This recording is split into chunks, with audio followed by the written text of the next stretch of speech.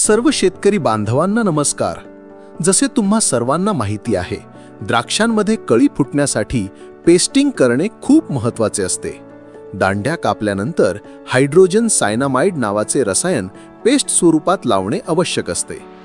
हे एक वनस्पती वाढ नियंत्रक प्लांट ग्रोथ रेग्युलेटर आहे आणि ते कळी फुटण्यास मदत करते। या प्रक्रियेत मजूर आपल्या हातांना कापड बांधून ते रसायनात भिजवतात आणि दांड्यांवर चोळतात। एकदा भिजवल्यावर ते 10 ते 15 दांड्यांवर पेस्ट चोळतात।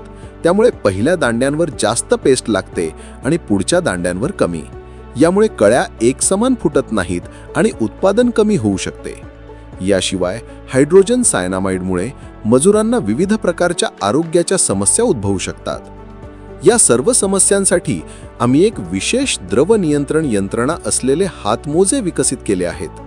हे हातमोजे बॅटरीवर चालणाऱ्या स्प्रेयरला जोडलेले असतात। यामुळे पंपमधून पेस्ट सतत हातमोज्यांमध्ये येत राहते आणि आपल्याला आवश्यकतेनुसार त्याचे प्रमाण कमी जास्त करता येते।